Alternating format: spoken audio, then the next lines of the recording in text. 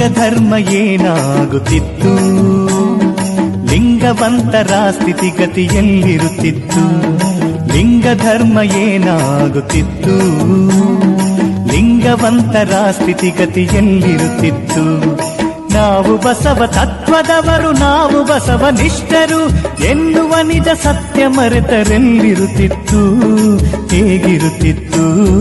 ಲಿಂಗ ಧರ್ಮ ಏನಾಗುತ್ತಿತ್ತು, ಲಿಂಗವಂತರ ಸ್ಥಿತಿಗತಿಯಲ್ಲಿರುತ್ತಿತ್ತು.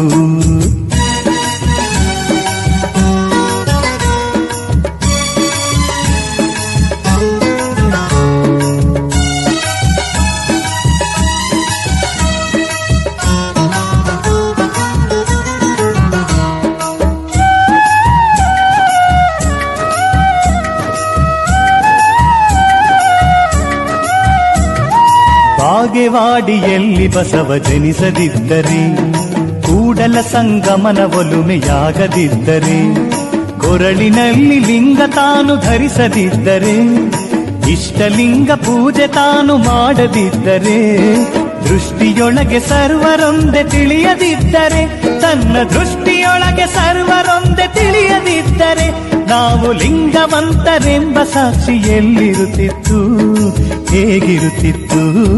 ಲಿಂಗ ಧರ್ಮ ಏನಾಗುತ್ತಿತ್ತು, ಲಿಂಗವಂತರ ಸ್ಥಿತಿಗತಿ ಎಲ್ಲಿರುತ್ತಿತ್ತು.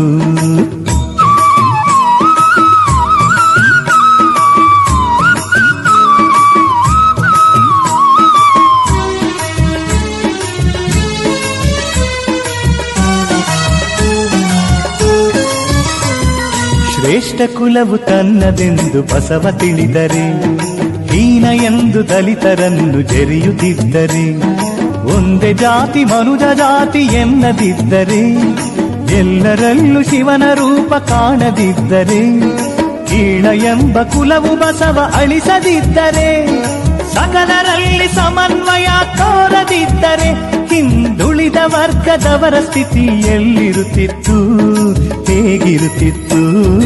ಲಿಂಗ ಧರ್ಮ ಏನಾಗುತ್ತಿತ್ತು, ಲಿಂಗವಂತರ ಸ್ಥಿತಿಗತಿ ಎಲ್ಲಿರುತ್ತಿತ್ತು.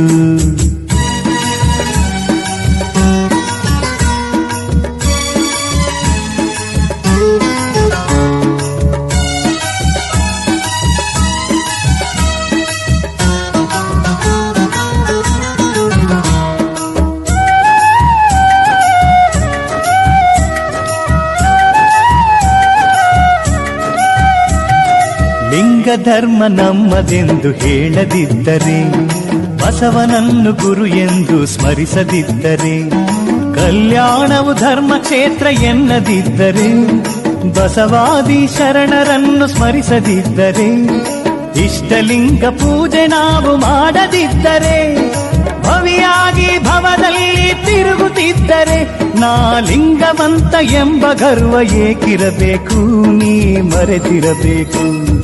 ಲಿಂಗ ಧರ್ಮ ಏನಾಗುತ್ತಿತ್ತು,